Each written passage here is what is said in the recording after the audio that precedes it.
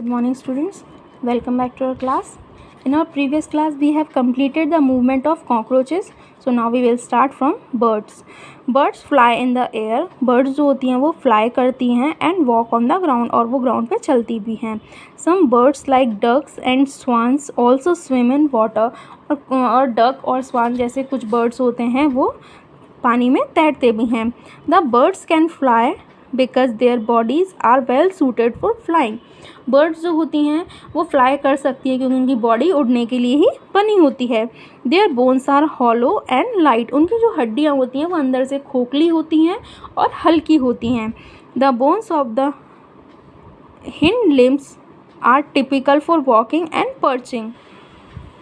उनकी जो लिम्स होते हैं उनकी जो बोन्स होती हैं वो चलने के लिए बनी होती हैं और उड़ान भरने के लिए बनी होती हैं.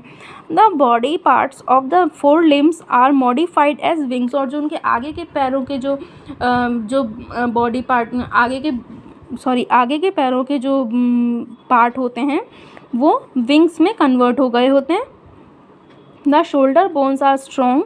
इनकी जो शोल्डर की जो बोन्स होती हैं बहुत स्ट्रॉन्ग होती हैं. The breast bones are modified to hold muscle to fly which are use to move the wings up and down. और जो उनकी ब्रेस्ट मसल्स होती हैं ये इस तरह से बनी हुई होती हैं कि वो इनके विंग्स को अप एंड डाउन मूव करने में हेल्प करती हैं, इनको उड़ने में हेल्प करती हैं. अब आता है fish. Make a paper boat बनाओ. Put it in water and push it with one narrow end point forward. और इसे आगे का जो नैरो पॉइंट है वहाँ से पुश करो इसे आगे चलने के लिए. Did it go into water easily. क्या ये आगे पानी में ईजिली चल रही है. Now hold the boat side way. आप साइड से पुश करो बोट को. तो आप क्या देखोगे इस जब आपने नैरो साइड से जब इसे पुश किया तब वो आगे बढ़ती है. बोट साइड से मूव नहीं कर सकती है. इसी तरह से have you notice that the shape of a boat is somewhat like a fish. तो आपने क्या नोटिस किया कि जो बोट होती है उसकी जो शेप होती है वो फिश के जैसी ही होती है.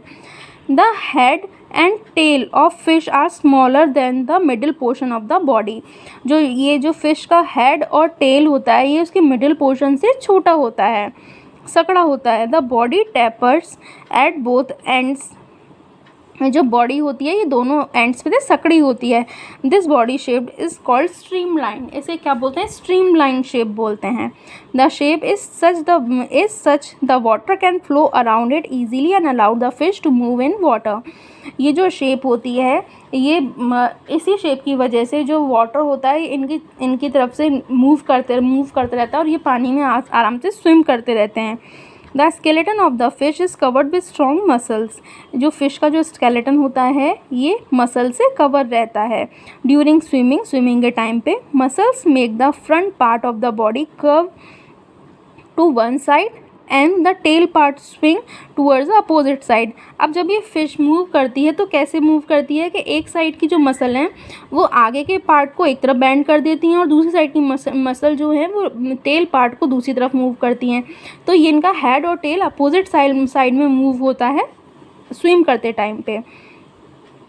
The fish forms a curve as shown in figure 8.23. 8.23 में दिखा रखा है कि ये कर्व बनाती हैं स्विम करते टाइम पे. Then quickly the body and tail curve to the other side. और तुरंत ही दूसरी तरफ मुड़ जाती हैं. तो ऐसे कर्व बना के स्विम करती हैं. This makes a jerk and push the body forward. इससे क्या होता है एक झटका लगता है और इनकी बॉडी आगे मूव करती है. A series of such jerks make the fish swim ahead. और इन्हीं झटकों की सीरीज से मछली जो होती है वो आगे स्विम करती है. This is help by the fins of the tails. और ये किसकी मदद से होता है? ये जो टेल पे जो फिन होते हैं इनकी मदद से. Fish also have other fins on their body which mainly help to keep the balance of the body and to keep direction while swimming. जो इसकी बॉडी के और जो फिन्स होते हैं जो उनकी अदर बॉडी पे होते हैं वो क्या करते हैं उनकी बॉडी का बैलेंस बनाने में हेल्प करते हैं और साथ में तैरते टाइम उनको डायरेक्शन में हेल्प करते हैं. Did you ever notice that underwater divers wear fin-like flippers on their feet to help them move easily in water? आपने देखा होगा कि अंडर वाटर डाइवर्स जो होते हैं वो भी ऐसे शूज़ पहनते हैं वो फिशेस के लेग्स टाइप के जिससे वो आगे मूव कर सकें ईजीली. अब आता है snake. How do snake move. Snake कैसे मूव करता है? Have you seen a snake slither क्या आपने कभी स्नेक को रेंगते हुए देखा है, सांप को? डज इट मूव स्ट्रेट, क्या सीधा चलता है? नहीं, स्नेक कभी सीधा नहीं चलता, ये भी कर्व बनाते हुए चलता है।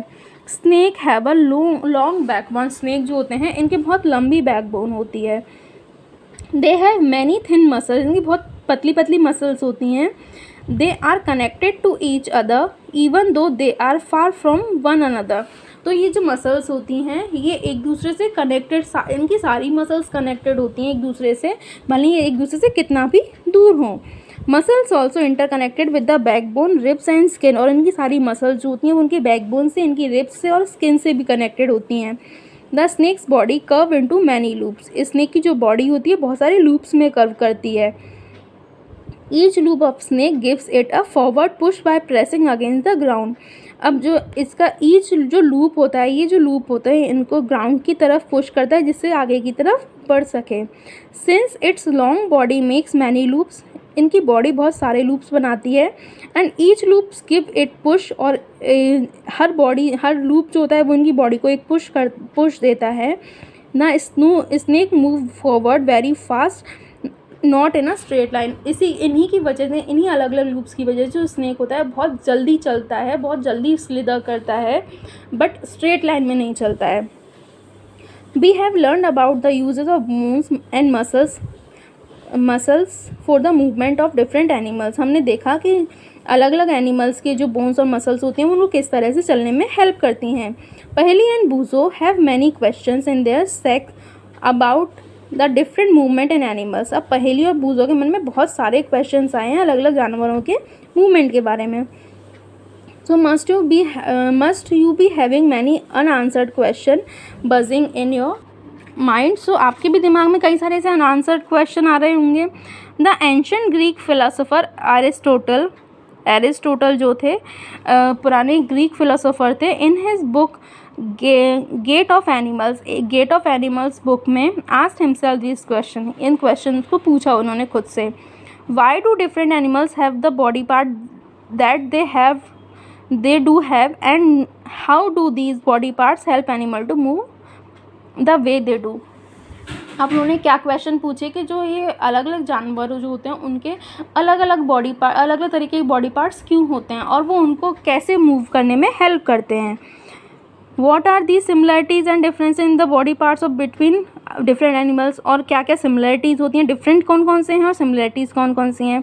How many body parts are needed by different animals for moving from place to place, और अलग अलग जानवरों को कौन से अलग अलग body parts चाहिए होते हैं मूव होने के लिए। Why 2 legs for human and 4 legs for cow and buffalo, जानवरों को 4 legs और humans को 2 legs क्यों दी हुई है।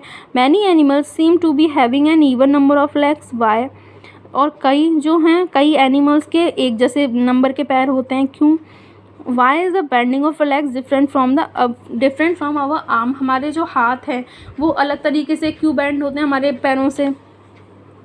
बहुत सारे क्वेश्चन हैं जिनके आंसर आप ये चैप्टर जब आप पढ़ोगे तो आपको मिल जाएंगे। अब इसके क्वेश्चन आंसर्स हैं जो आपको PDF में मिल जाएंगे। नेक्स्ट क्लास में हम चैप्टर नंबर 9 शुरू करेंगे। Till then goodbye, have a nice day.